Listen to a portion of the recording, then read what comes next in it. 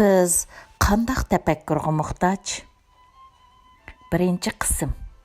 Aptori, Esqerjan, Enwer, Elsöyer. Tepekkursiz hayat yaşashqa arzimaydi. Sokrat. Qalbi ulug' g'oyalar bilan to'lqinlanib turgan odam odatda beparvo ko'rinadi. Aptori o'tkir. Ulug'vor g'oya cho'nqur tafakkurga turtki bo'ladi. Qalb xotiramdan. Tafakkur degan nima? Uning rolichi. Tafakkur so'ziga aniqlama bersak, tafakkur deganimiz odamning yangidan qabul qilgan uchurlari bilan o'zida aslida bor bo'lgan tajribalarining xulosalanish jarayonidir. Yana bir jihatdan aytsak, tafakkur deganimiz aql bulug'i, ilm saynosi, o'zlikning tovlanish maydoni, fikrning yuksalish jarayoni demaklikdir. İnsan tafakkur orqali dunyoning sirini ocha oladi. İnsoniyatning mohiyatini bilalaydi. Taraqqiyotning hikmatini toniya oladi. Tafakkur orqali qalbdagi qorong'ulikni yoritib, ilm dunyosining mash'ilini lavildata oladi. Kelgusining nuroniy manziliga bardam yo'l ilib, g'oya o'qirga tulpar kabi chapalaydi. İnsan nima uchun tafakkur qiladi? Tafakkur qilmagan insonning oqibati qandoq bo'ladi? Men kim? Nereden keldim? Nega ketaman? Mening mavjudlik g'oyam nima?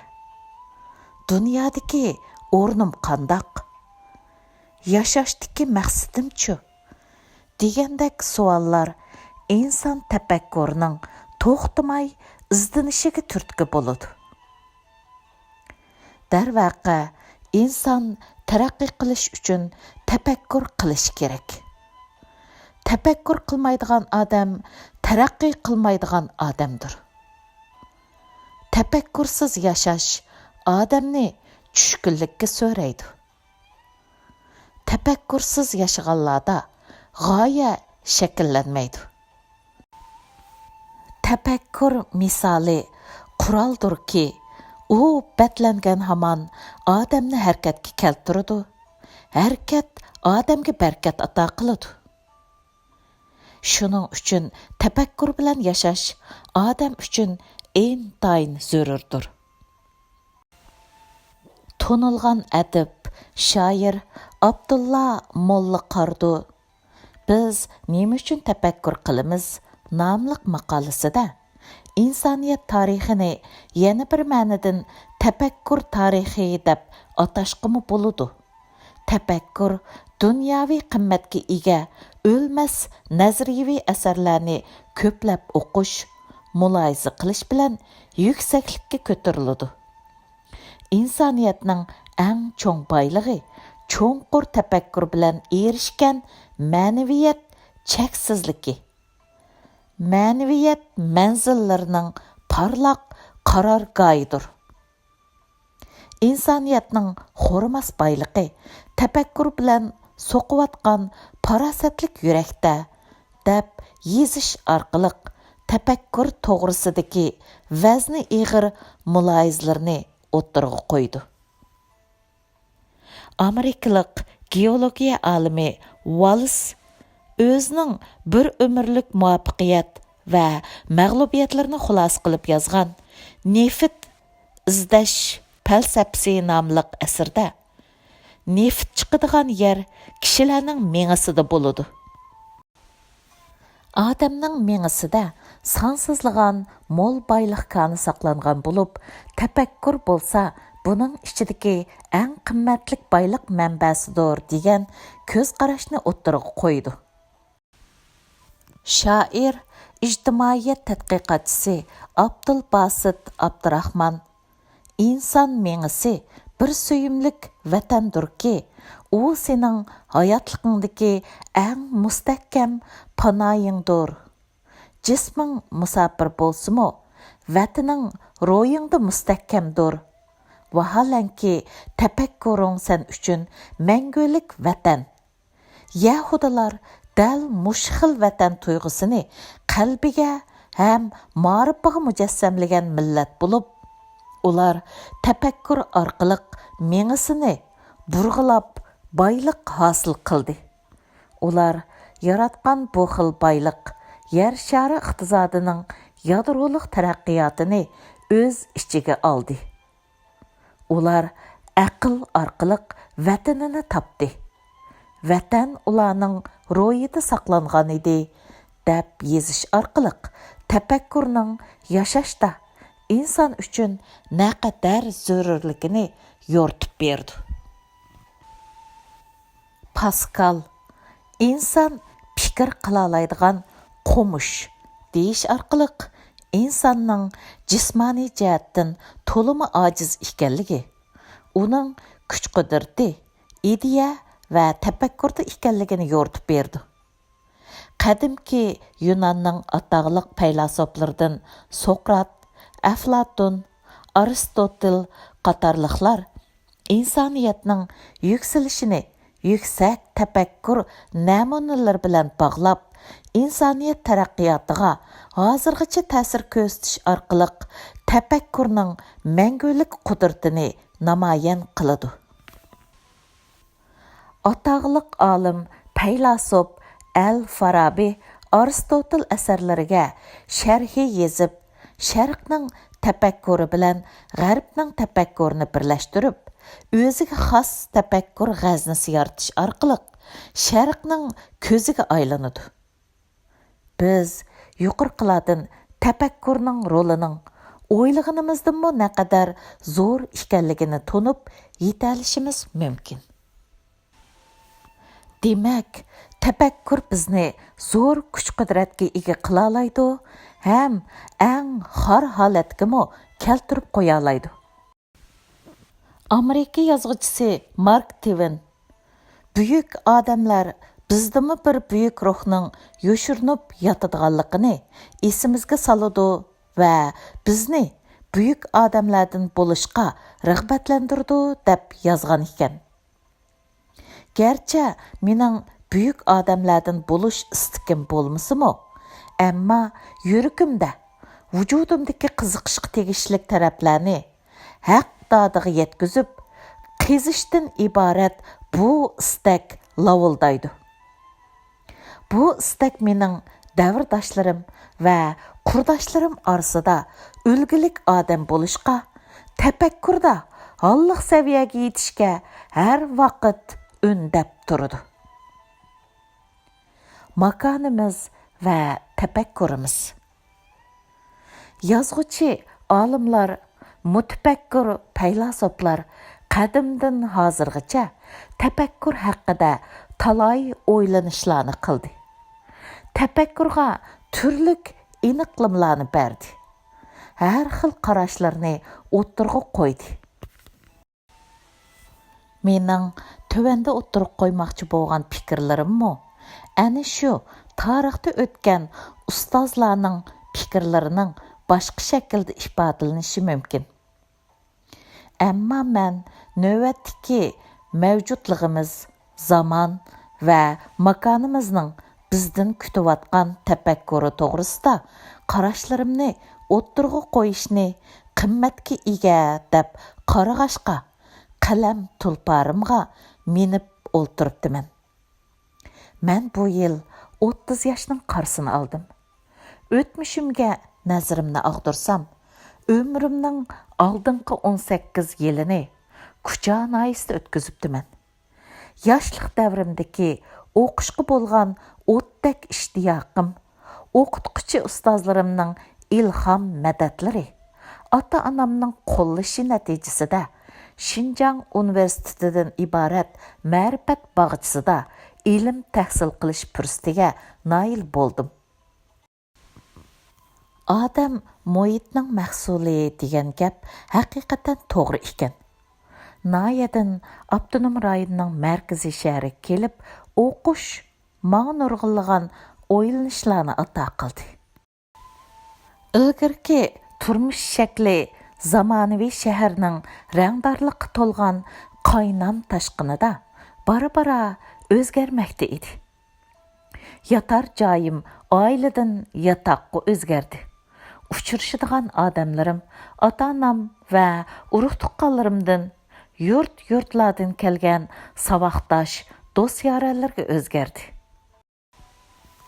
Ana tildala so'zlab ko'ngan tillarim o'zga tillarda so'zlashga o'zgardi. Qisqasi, menda ko'rmanglagan o'zgarishlar bo'ldi. Nima uchun menda shundoq ko'p o'zgarishlar bo'ladi? Men yoki boshqa bir Esqerjanga o'zgarib qolmasam? Men shularni o'ylandim. O'ylanish ichida ilgirladim. Ilgirlash ichida muhitning, davrning, zamon va makonning meni to'xtovsiz o'zgartayotganligini his qildim. Qalbimda, Urumchida o'qiyalig'anligimdan iborat bir to'lqinliq hayajon yolqinjaydi. Kunlarim to'xtovsiz o'rganish ichida davom etadi. 5 yillik oliy maktab hayotimni bütün kuchim bilan qadrlab, jon jahlim bilan tirishib o'qidim. Oliy maktabda o'qish jarayonida eng faxrlanadiganim o'zimga bergan oliy maktabda o'qiyotgan 5 yilimda har kuni cho'qim kutubxonaga kiraman degan va'damni amalga oshira olganligimdan iborat edi. Kutubxonadagi qator tizilgan sarxil kitoblar qalb dunyorimni beyitdi. Tafakkurimni ochdi. Manga yo'l ko'rsatguchi mayak, ilm berguchi ustoz bo'ldi. Men g'ayrib singanda kitob o'qiydim. Kitob g'ayrib ko'nglimni taskin topqizatdi. Ota-onamni, yurt, mahalla, urug' tuqqanlarimni seg'insam, kitob o'qiydim. Kitob mening seg'inish hissiyotlarimni bosatdi. Men tarixdagi ulug' zotlar bilan, faylasuf, mutafakkurlar bilan sirdoshmoqchi bo'lsam, kitob o'qiydim. Kitob meni ular bilan xiyolan sirdashtiradi. Kitobning yo'l ko'rsatishi bilan qalbimda oliy maktabni bitirgandan keyin cho'ng shaharlarda qilish istagi shakllandi. Mushu istakning turtkisida Urumchida 6 yil xizmat qildim. Qalbimdagi kuchlik orzu va cho'nqur tafakkur qilish odati meni to'xtovsiz olg'a ilgirlashga, yuqur o'rlashga, kuchliklar qatorida yashashga undab turdi. Odamni orzu uchiradi, qushni qanot degandek, men talay qiyinchiliklarni kuchlik orzuyimga tayinib yengib keldim. Hozirmi shundoq qilmoqdiman. Kelgusidimi shundoq qilaman. Men o'zimning reallikdagi o'zlikni qalbimdagi o'zligimga asosan loyilashga tirishdim. Men bir odamning qalbining cho'nqur qatlamida intayin kuchli bir hayajon, intilish paydo bo'lganligini his qilgan vaqtda uning yanada burunqidek beg'amlarcha yashayverishi mumkin emas deb o'ylayman. Muhitni o'zgartish odamga haqiqatan talay o'ylanishlarni ato qiladi ekan. Odam yurtdan ayrilganda yurtning qadriga, ota-onadan ayrilganda ota-onaning qadriga haqiqiy yetadi ekan. Dunyoda o'z o'rnida turib his qilib yetkili bo'lmaydigan nurg'un masalalarni o'rin almashtirgandan keyin his qilib yetkili bo'ladi ekan. Bu insoniyatga bo'lgan o'rtaq qoida ekan. Tarixda muhit o'zgartish, dunyo kezish orqali davr bo'lgich ahamiyatga ega ishlarni qilgan shaxslar oz emas. Kolumbo shularning ichidagi muhim biridir. Tarixiy ma'lumotlarda xatırlanishicha, Kolumbo Yevropadan g'arbga qarab mengib, sharq ellariga boradigan dengiz yo'lini topmoqchi bo'lgan. Natijada Amerika qit'asini bayqab, dunyoviy shuhrat qozongan. Kolumboning yangi dengiz yo'lini bayqishi barg'ansir ko'payayotgan Yevropa aholisiga yangi makon tepib bergan. Shuning bilan bir vaqtda Yevropa iqtisodini taraqqiy qildiradigan kon mahsulotlari va xom ashyo manbalarini tepib bergan. O'ylanib ko'rsak, Kolumboning makonidan olqishi uni yangi bir tafakkur shakliga ega qilgan. Bu tafakkur shaklining yetakchiligida u yangi dengiz yo'lini bayqab, dunyo tarixiga zo'r to'p qo'shgan. Ondaqda Kolumboning jismida boshqalarga o'xshamaydigan alohida o'xshamaslik bormi? Albatta undaq emas. Chunki har qanday inson fiziologiya jihatdan boshqalar bilan barobar bo'lib, farq, tafakkur va ideyadir. Shundaq. Tajribaxona yo'q yerdan dunyoviy ximik, dunyoviy bozor yo'q yerdan dunyoviy iqtisodshunos chiqmaydi. Uyning havosini yangilamoqchi bo'lganlar cho'qim eshik darizlarni echivitish kerak. Shuningga o'xshash ideyasini yangilamoqchi bo'lganlar yashash muhitini isloh qilib turish kerak. Tariximizga qaraydigan bo'lsaqmi, har qanday bir aqartish ziyolisi taraqqiy qilgan el yurtlarga borgandan keyin shu joylarning taraqqiyotini yolqinliq yozmalari, o'tkir nutqlar orqali xalqiga yetkazib, yurtning taraqqiyotiga zo'r tuhfalarni qo'shgan. Yiroqni qo'yib, yaqinni misolga olsak, Abduqodir Damollam, Abduxoliq Uyg'ur, Mamtili Tavfiq, Abdushukur Muhammad Emin qatorliq aqartish ziyolilarimiz nurg'un yurtlarda, muhojiratlik safarlarda yoki ilmiy izlanishlarda bo'lgan. Davrimizdagi ilg'or ziyolilarning vakili bo'lgan ustoz Abduqodir Jaloliddinni ilib aytsak, u Yaponiyaga chiqib, o'zini izlash bosog'isida nomliq kitobni, Angliyaga chiqib, mavjudlik tashnaligida degan kitobni yozib chiqdi. Buni uning xalqimizning aqartish ishlari uchun qo'shgan muhim to'hfasi deb qarashga bo'ladi. O'ylanib ko'rdigan bo'lsak, mayli Kolumbo bo'lsin va yoki boshqa aqartish ziyolilari bo'lsin, o'zi yashayotgan makondan halqish orqali yangi tafakkurlarga va qo'zg'atishlarga ega bo'lgan. Ular shu orqali dunyo tarixiga o'xshamagan darajada to'hfalarni qo'shib kelgan. Ulug' olimimiz Abdushukur Muhammad Eminning so'zini naql olsak, insonning teni atqa, ro'yi at minguchiga o'xshaydi. Atning yo'lda qandaq mengishini at minguchining tafakkuri belgilaydi. Demak, o'ylanib yashash, tafakkur bilan mavjudlikni jonlantirish qadimdan hozirgacha insonlikning o'rtaq sifati bo'lib kelgan. Bu sifat insoniyat dunyosi mavjud bo'libla turdi ekan, mangu o'zgarmaydi. Taraqqiyotimiz va tafakkurimiz. Bugungi dunyo raqobati tegi-taktidan ixtisosliklar raqobatidir. Ixtisosliklar to'g'ri tafakkur egallaridir.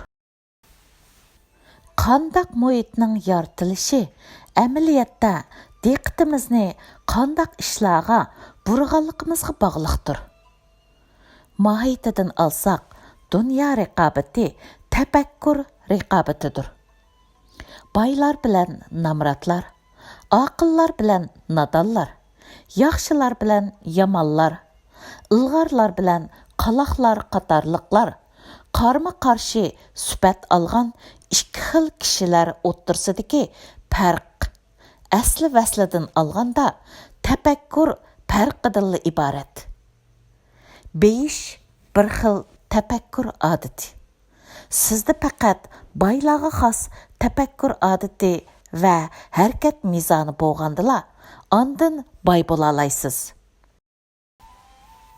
Agar boylarga xos tafakkur odati yetildirolmaydikansiz, mangu namrat peti o'taversiz. Dunyoviy iglik tiklashni ko'ngliga pukkan har qanday odamda cho'qim dunyoviy tafakkur qiladigan kalla bo'lishi, mahallaviy tor tafakkurdan halqigan bo'lishi zarurdir. Faxrlik bovullarimizdan bo'lgan aka-uka Musaboyevlar 20-asrning boshlarida qadimini Germaniya qatorliq ilg'or sanoat davlatlariga burab, milliy egiligimiz uchun o'chmas izlarni qoldirgan. Ular an'anaviy bekik tafakkurdan qandaqdir bir qattiq sadoda cho'chigan tulpar kabi qonqib chiqib, o'z orzularidagi ko'n xurum zavodini qurib chiqish uchun qit'a atlagan.